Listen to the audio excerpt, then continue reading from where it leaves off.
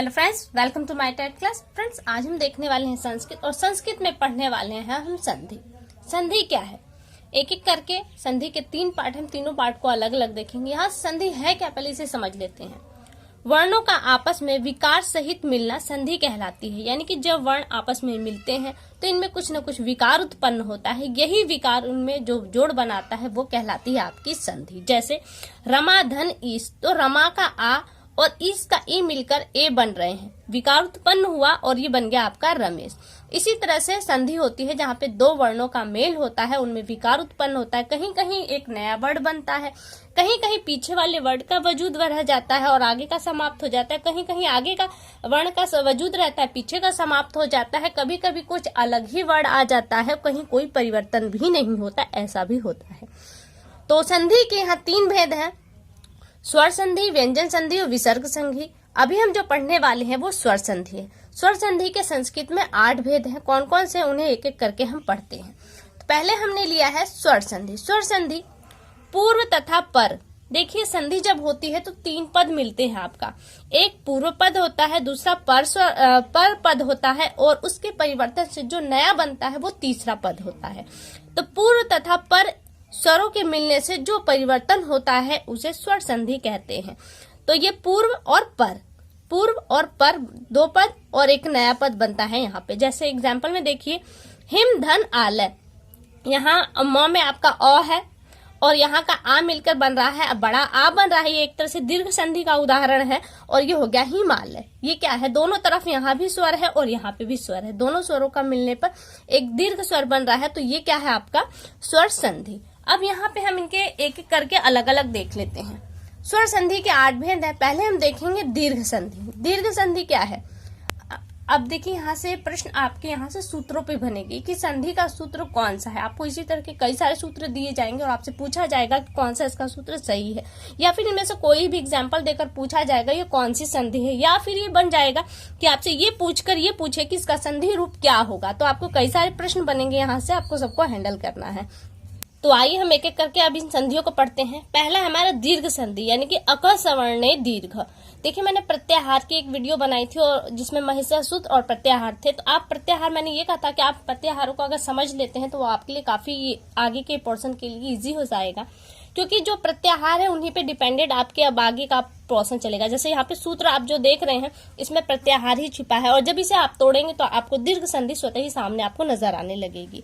दिया है अक सवर्णे दीर्घ। अक एक प्रत्याहार है जिसमें आपके अ, ई, उ, री वर्ण आते हैं।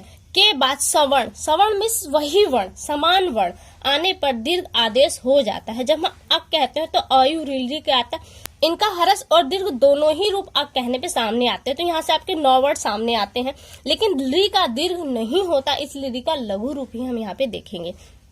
के बाद सवर्ण आए तो दीर्घ आदेश होता है, यानी कि इनका बड़ा बन जाता है। जैसे अ के बाद अच्छा है वो अ आए या आ आए, इसका दीर्घ रूप ही बनेगा। तो दीर्घ रूप आपका आ होता है तो वहां पे आ माना जाएगा।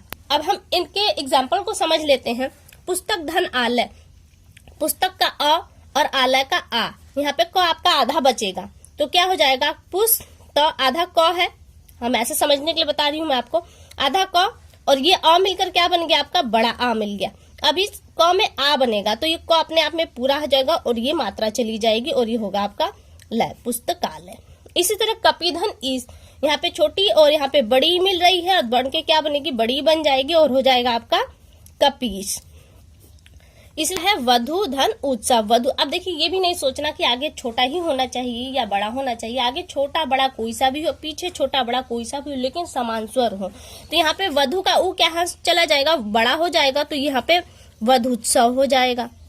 मात्र धन ऋणम, मात्र ऋणम, देखिए यहाँ पे री ला है और यहाँ पे भी, तो री का दीर्घ होता है तो यहाँ हो जाएगा आपका मात्र, ये हो गया और एक ये हो गया, ये हो जाएगा ऋणम, मात्र ऋणम।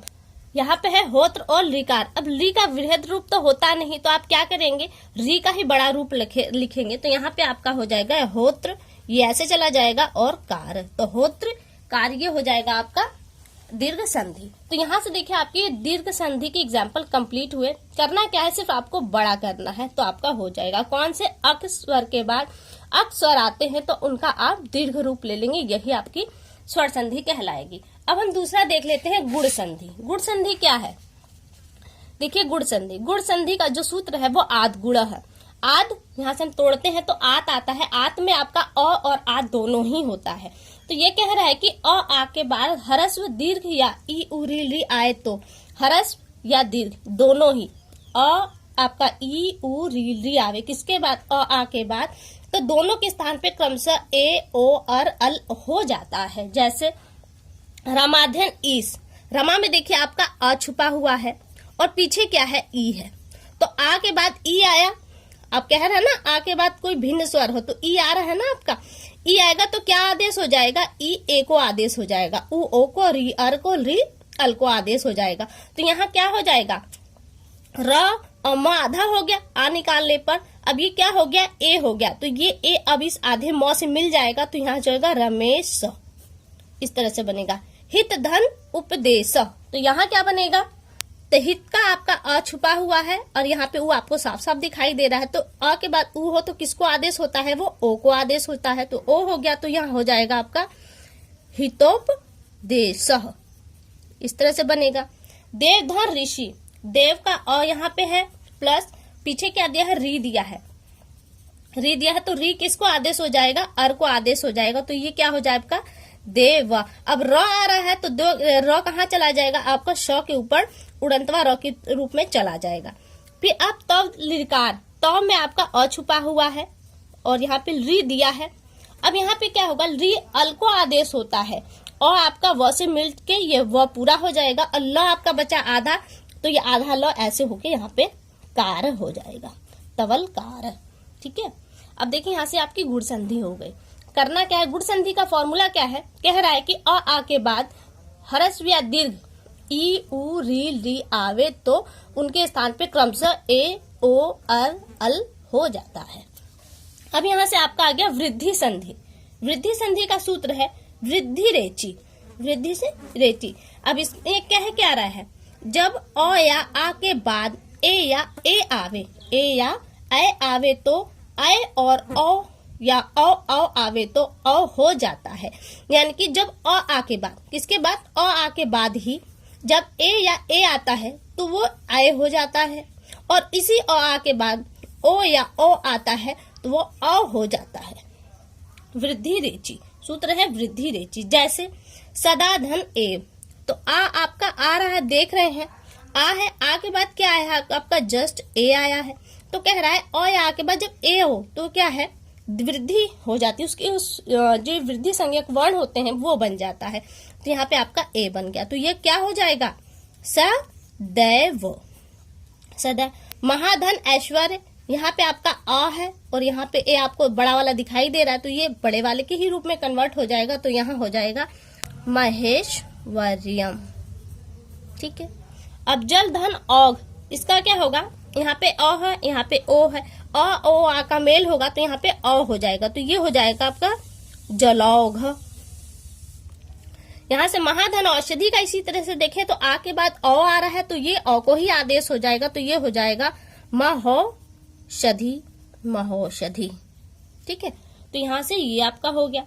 तो वृद्धि संधि क्या कह रहा है? गुण संधि अ आ के बाद ई उ री ली आवे तो ए ओ अरल को आदेश होता है और ई उ री ली के बाद आपका ए ओ छूट रहा है। तो वृद्धि संधि यही कहता है कि अ आ के बाद ए या ओ वाला आपका देना ए या ए ओ आ ओ आवे तो ए और ओ, यानी कि उसके वृद्धि वाले वर्ण की वृत्ति होती है। अब यहाँ से देखिए यड़ संधि।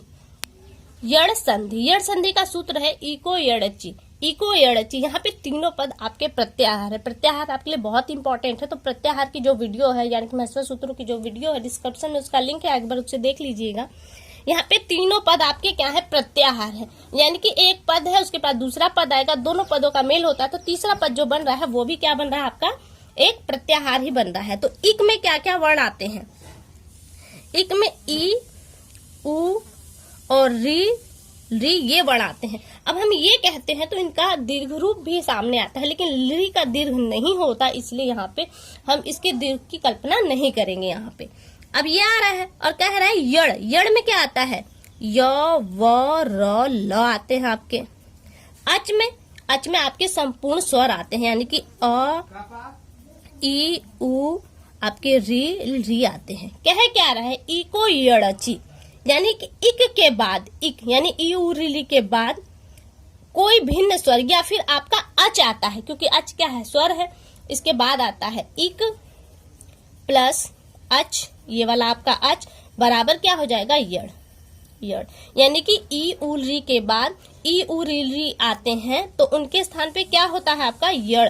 किसको आदेश हो रहा है, इक को आदेश हो जाते हैं। इक क्या बन जाएंगे, यव रल बन जाएंगे, ई उ री यव रल बन जाएंगे। जैसे यदि धन अपि, यदि धन अपि, यदि का देखिए क्या है, ई है, यदि में आपका ई छुपा हुआ है, इक में ई है, इक में ई है, और कह रहा है उसके बाद क्या है, अच आए। तो अच आप देख रहे हैं, अ आया है ना, अच का अ आया है, तो ई किसको, अब ई आदेश हो जाएगा किसको, य को आदेश हो जाएगा।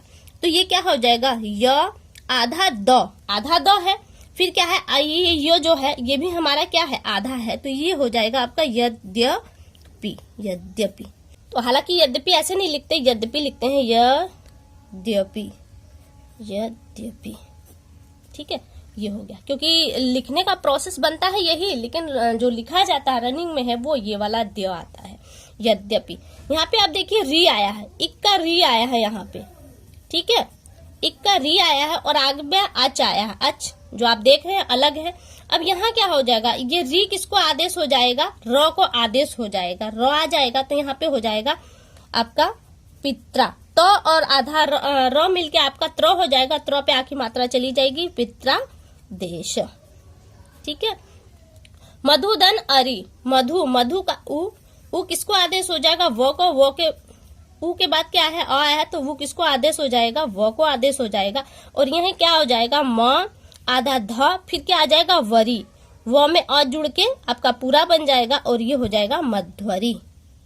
इसी तरह से ये देखिए ली धन आकृति, ली के बाद कोई भिन्न स्वर हो, तो आप ली के बाद देख रहे हैं आ आया है आपका, तो किसको आदेश हो जाएगा, ली, ल को आदेश हो जाएगा। और यहाँ पे क्या हो जाएगा, ल, आधा ल है, अब ये ल आ से मिल जाएगा, तो यह हो जाएगा ला, और फिर कृति, लाकृति। तो यहाँ से देखिए आपका यड़ संधि, यड़ संधि क्या कहता है, इक के बाद यदि अच आवे, भिन्न स्वर आवे, तो उसके इक के स्थान पे यड़ आदेश हो जाता है। यहाँ से देखिए यड़ संधि कंप्लीट हुई। अब हम देखते हैं अयादि संधि। अयादि संधि, अयादि संधि का जो सूत्र है वो एचो यवा याव है, और यहाँ से जब हम इसे तोड़ेंगे तो हमको यहाँ पे भी पूरा मिल जाएगा। एच क्या है, एक प्रत्याहार है। एच में कौन कौन से वर्ण आते हैं, तो ए, ऐ, ओ, औ, ये आपके एच के वर्ण आते हैं। के आगे या उसके बाद कोई भी स्वर आवे तो, कोई भी स्वर आवे तो उस एच के स्थान पर क्रमशः अय, आय, औ, आव आदेश हो जाता है। देखिए हम देख करेंगे ना, तो ये अ, य, यहाँ से अय, ये आधा करेंगे अय, तो यहाँ से अ निकलेगा, तो ये क्या हो जाएगा, अव, अव आधा यहाँ व करते हैं, तो यहाँ पे आ बचता है, तो ये क्या हो जाएगा, इसको कर देंगे तो ये हो जाएगा आपका आय, आय, ये आज य जब आधा हुआ तो यहाँ पे आ बचा, आ और वो क्या हो जाएगा, आव। तो इस अब जब ये आप सूत्रों को तोड़ेंगे ना, तो यहीं से आपके सारे वर्ड निकल कर आएंगे। तो एच के स्थान पे क्रमशः क्या आदेश हो जाएंगे, अगर भिन्न स्वर आवे तो अय, आय, औ, आव आदेश हो जाते हैं। हम चारों का एग्जाम्पल देख लेते हैं। ने धन अनम, ने क्या है, देखिए यहाँ पे आपका ए है, ए के बाद भिन्न स्वर आया है, भिन्न स्वर कह रहा है ना कि कोई भी स्वर आ जाए, क्योंकि स्वर संधि है तो कोई भी स्वर आ जाएगा, तो ए किसको आदेश हो जाएगा, ए आई को आदेश हो जाए, क्रमशः आएंगे ये ए, आय, आय, आय, औ, औ, औ, आव, ये हो जाएगा, तो यहाँ पे ये हो जाएगा आय। अब देखा यहाँ पे बचा आपका नौ, नौ कैसा है, आधा है, अब नौ में ये अ इसमें जुड़ जाएगा, तो ये हो जाएगा नौ पूरा हो जाएगा, और ये क्या हो जाएगा, और ये जो य है इस वाले अ से मिलके पूरा हो जाएगा, तो ये हो जाएगा न य नम, नयनम। समझ रहे हैं ना।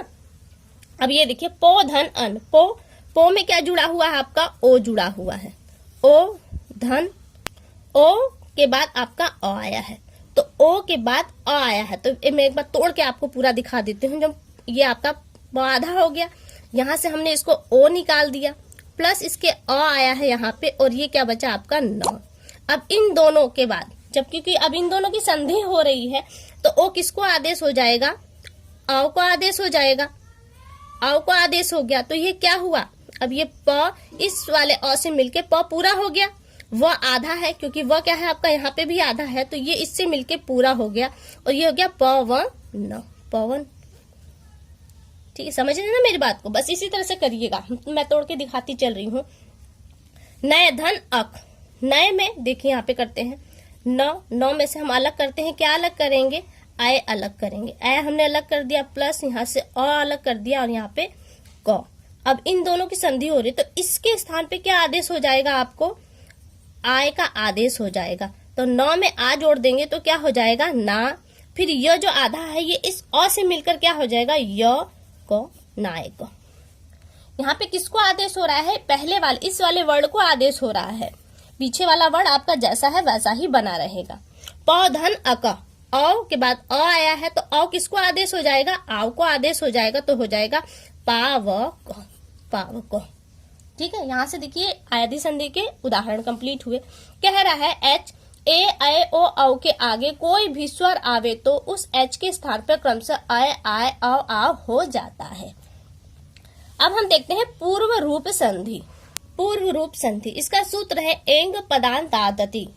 एंग पदांत आदति, जब पदांत ए या ओ के बाद जो पहला पद होता है उसका जो अंतिम होगा वो ए या ओ हो के बाद ह्रस्व अ आए तो, ह्रस्व, ये ध्यान दीजिएगा, ह्रस्व अ आए तो अ को पूर्व रूप हो जाता है, जिसे अवग्रह करते हैं और उसका चिन्ह है जिसे हम एस के रूप में दिखाते हैं।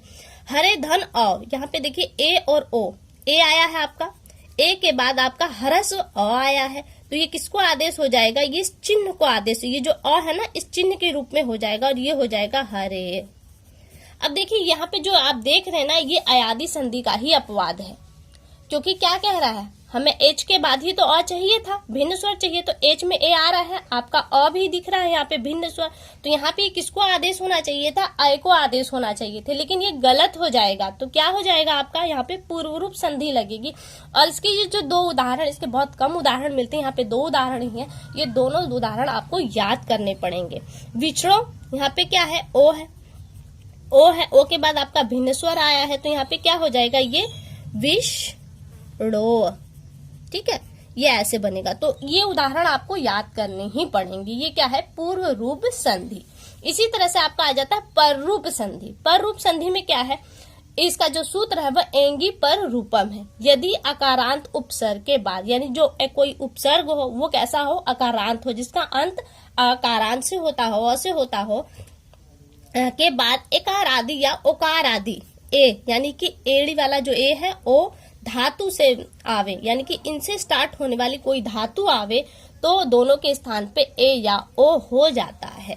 तो ए देखिए क्या है? आपका उपसर्ग है जिसमें अ आपका छिपा हुआ है, और इसके बाद एकार, एक ए धातु आई है एजते, जो एक से स्टार्ट होती है, तो ये क्या हो जाएगा आपका? ये ए को आदेश हो जाएगा, तो ये क्या हो जाएगा? प्रेजते, जो का त्यो बना रहे, यानी कहने का मतलब है ये जो का त्यो आपका बना रहेगा। उपधन औषधि, उप, प आपका उपसर्ग है जिसमें अकारांत उपसर्ग है, और इसके बाद जो धातु आई है औषधि, ये ओकारादि धातु है, तो ये क्या हो जाएगा? ये ओ को आदेश हो जाएगा, तो ये हो जाएगा उपौषति, उपौषति। ठीक है, ये पर रूप संधि है। इसी तरह से आपका प्रतिभाव संधि है। प्रतिभाव संधि में कुछ भी नहीं है, एकदम सिंपल है। प्रतिभाव संधि, इसका जो सूत्र है प्लुत प्रगृह अचि नित्यम। ये क्या है? यहाँ पे कोई संधि नहीं, सिर्फ आपको समझना है। यदि प्लुत स्वर के बाद या प्रगृह संज्ञक वर्णों के बाद कोई स्वर आवे तो संधि कार्य नहीं होता। तो ये क्या है आपका? प्लुत और प्रगृह संज्ञक वर्ण है, तो यहाँ पे कोई संधि नहीं होगी। ये आप जैसा का तैसा ही इसे लिख देंगे। हरि ए, तो इन्हें जोड़ेंगे भी नहीं, ये ऐसे ही रहेगा। हरि इमो, विष्णु इमो, गंगे अमो। तो फ्रेंड्स, यहाँ से आपकी ये संधि कंप्लीट हुई। वीडियो कैसी लगी एक बार कमेंट करके जरूर बताएं। अगली वीडियो में आपसे फिर मुलाकात होगी, तब तक के लिए नमस्कार।